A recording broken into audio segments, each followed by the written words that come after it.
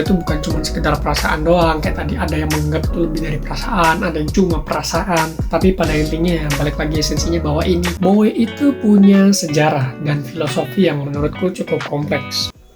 Halo, kenalin aku Kano Joshi ya, di video WCT, Wibu Cari Tahu.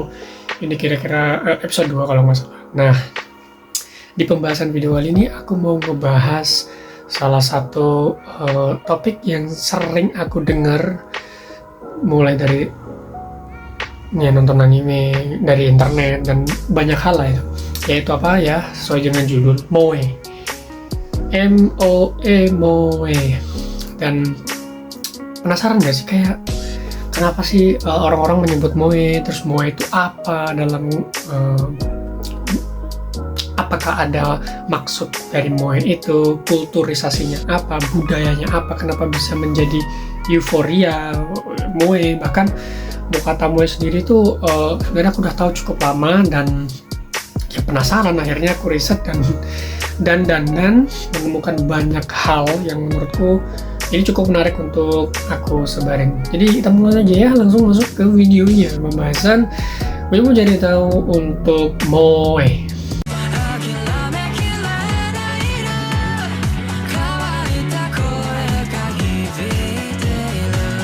Oke, pertama adalah apa itu moe? Menurut Wikipedia, moe adalah sebuah slang dalam bahasa Jepang yang berarti ketertarikan atau minat kuat terhadap karakter tertentu atau disebut karakter fiksi. Ada seorang ahli, teman-teman, seorang ahlinya bernama Patrick Galbraith, seorang pengajar dan juga expert dalam bidang perbudayaan informasi ya, gelarnya udah PhD, atau kalau kita bahasa orang Indonesianya itu S3. Dia itu menyatakan bahwa moe ini adalah hasil permainan kata-kata dari sebuah kata dalam bahasa Jepang. Ya makanya tadi di awal aku ngomongnya slang. Yang berarti itu dalam tanda kutip itu bertunas atau buddingnya, bahasa Inggrisnya, ibarat bunga yang masih menguncup nanti akan mekar gitu kan, masih tunas, masih kayak menguncup gitu kan, terus nanti bisa jadi pohon atau apa gitu. Juga digunakan dalam kata dalam artian perempuan pra-remaja yang biasa kita sebut masih gadis belia lah ya, masih era-era anak-anak remaja lah ini. Dan juga homonim untuk burning atau membara ya bahasa Indonesianya, yang ditulis moe juga, moe. Mungkin sering dengar lah kalau ada anime action yang kekuatannya api, nanti kayak moe zakaru gitu. Dan juga diartikan sebagai perasaan yang membara ya, kebetulan pas perasaan yang membara atau kuat terhadap sesuatu atau karakter tadi. Dan ditujukan pada artiannya menggemaskan juga, lucu, imut sejenisnya, atau dalam tanda kutip kawaii ya, yang diaplikasikan pada karakter fiksi. Dan sebenarnya moe itu punya sejarah dan filosofi yang menurutku cukup kompleks. Makanya aku penasaran dan mulai nyari tahu, dan aku akan jelasin secara singkat sejarah dari moe ini. Sejarah moe. Beberapa orang yakin bahwa karakter dengan nama, tindakan lucu, dan polos atau seisho ya, ada juga dengan mata yang besar gitu kan, beranggapan bahwa itu adalah moe, itu tuh moe, yang kayak gitu tuh moe. Tapi dalam konteks ini memang benar, secara definisi lebih dari sekedar kayak beyond the kawaii gitu loh, kayak lebih dari sekedar cuma kawaii.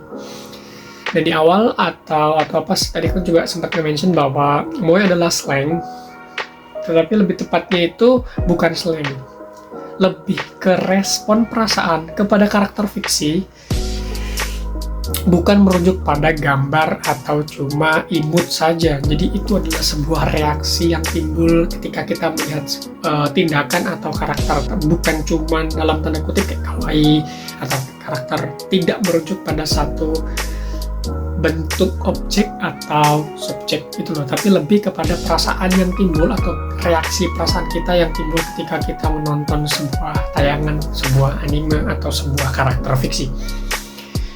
Moe sudah mengakar dari tahun 1970 dan 1980. Dari tahun-tahun itu, banyak autor atau seniman yang sudah mulai menggunakan konsep moe dalam karya mereka. Mungkin kalian bisa melihat transisi peranimuan di tahun 70-80-an ke sana. Nah, mungkin karakter 90 itu karakter-karakter kekawaii-kawaiannya mulai muncul.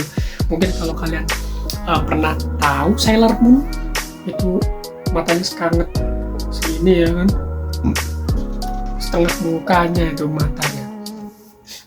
Dan ini juga ada menurut Galbraith yang tadi ya, beliau di tahun 1980 para marketer atau pihak pemasaran itu sudah belajar tentang pertama untuk gimana karakter desain supaya bisa nge-trigger moe, terus relationship pattern atau pola sebuah hubungan yang bisa menyebut men-trigger atau memicu moe, kayak dari romance misalnya atau dari cerita drama gitu.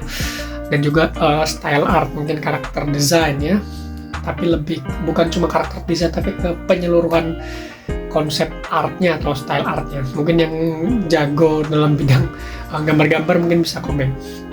Yang mana ini cocok untuk para pembaca dan bisa menciptakan pemicunya. Pokoknya tadi 3 hal itu, pertama karakter design, yang kedua itu relationship pattern, dan yang ketiga adalah style art. Makanya banyak orang yang bingung tentang moe dan mengira bahwa moe ini itu semacam style art atau kayak semacam karakter, atau bisa dibilang stereotip. Orang bilang moe itu suatu hal yang kawaii. Tetapi pada kenyataannya tadi ya bukan ya. Ini perasaan atau sebuah reaksi. Yang mana moe itu sebenarnya ya mesin pemicunya teman-teman ya. Moe mesin penggerak supaya kita itu lebih memiliki rasa empati lebih terhadap anime itulah ya gampangannya. Terus kita lanjut lagi, kayak pasti bertanya atau berpikir sekali dalam kenapa orang itu sebenarnya tertarik terhadap moe. Perasaan moe sebenarnya itu bervariasi. Ada yang bilang gairah seksual ringan dan cinta untuk sebuah karakter. Jadi ada yang melihatnya sebagai objek seksual tapi tidak sebegitu berlebihannya, tapi sebagai kayak objek seksual ringan.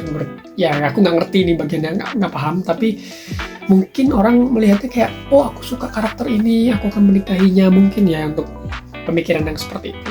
Terus ada yang bilang bahwa moe itu perasaan maksimal dalam platonic love. Platonic love itu adalah perasaan cinta terhadap sesuatu, entah seseorang ataupun karakter fiksi, tetapi tidak memiliki keinginan untuk memiliki. Tapi memiliki keinginan untuk tidak memiliki. Ya mungkin kalau kalian punya idola, suka dengan idola, ya menjadi realistis kan, kayak, oh aku cuma suka sama idolanya tapi nggak sampai pengen punya idola itu. Dan yang terakhir itu ada juga yang beranggapan bahwa ya cinta yang cuman pure love aja, cinta yang tulus tanpa ada kayak pengarahan atau kayak pandangan seksual gitu, cuman kayak, oh aku cuma sekedar suka aja gitu, nggak ada yang mengarah sampai gairah seksual gitu. Lalu kata sepuh kita Lord Galbraith tadi, dia bilang kayak, untuk kebanyakan pria moe adalah gadis polos yang tidak terlalu meminta keunggulan atau tidak terlalu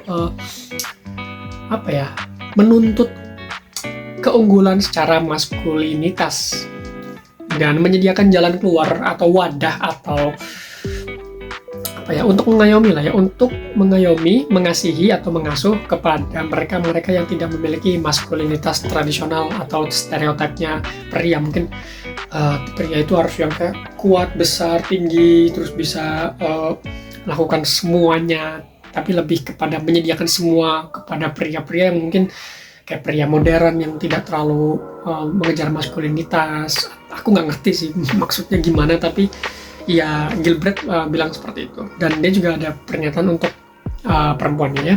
Dan untuk wanita, moe adalah romansa tanpa tanda kutip kayak batas kewanitaan. Yang dimaksud itu tuh kayak tanggung jawab dan juga melahirkan, mungkin lebih kepada rasa cinta tanpa harus memikirkan soal kayak wanita stereotip, wanita tradisional lah ya. Jadi sekedar pure dalam fantasi. Tadi kan aku bilang bahwa moe itu adalah sebuah reaksi emosional atau reaksi perasaan terhadap sebuah adegan atau karakter fiksi. Jadi tiap-tiap orang tuh sebenarnya tuh beda ya dalam mengartikan moe. Mungkin ya Moe itu bukan cuma sekedar perasaan doang, kayak tadi ada yang menganggap itu lebih dari perasaan, ada yang cuma perasaan, tapi pada intinya ya balik lagi esensinya bahwa ini cuma perasaan. Ada lagi ya pernyataan Gilbreth lagi, komunikasi Moe adalah tentang merasakan keinginan yang timpang tindih atau mencari tahu keinginan pribadi lewat pendalaman karakter atau lewat mendalami keinginan seseorang. Jadi intinya gini, kalian itu bisa berkomunikasi dengan orang lain yang sejenis atau sehobi atau sefrekuensi dengan kalian hanya dengan bilang, aku tuh suka banget Kamado Tanjiro karena dia itu MC yang sangat pantang menyerah gitu. Oh iya, aku juga suka bro. Akhirnya bisa memicu sebuah koneksi secara tidak langsung lewat percakapan yang tadi gitu. Nggak harus berkomunikasi perkenalan atau memperkenalkan diri kita, mengenal dia lebih jauh tanpa melakukan prosedur-prosedur itu kayak, oh bro aku suka karakter ini, oh iya aku juga, we are friend gitu. Dan karenanya itu orang tuh bisa belajar tentang orang lain ya lewat itu media Moe. Misalnya selain dalam karakter, situasi, dan latar sebuah kejadian, ini tuh membentuk sebuah ekspresi yang memudahkan orang dalam berhubungan sosial atau saling terhubung satu sama lain yang kayak aku bilang tadi. Karena Moe itu membuat orang bisa membagikan emosi pribadi mereka yang terdalam ke seseorang hanya lewat cerita kayak gini. Aku tuh sebenarnya tuh suka banget filosofinya Hikigaya Hachiman gitu. Oh iya bro, aku juga bro. Oh, kita friend. Simple, sesimpel itu. Sesimpel itu, orang-orang mudah terhubung dengan pembicaraan kayak gitu ya, sesimpel itu. Oh, atau mungkin aku tuh suka sama Ultraman gitu kan.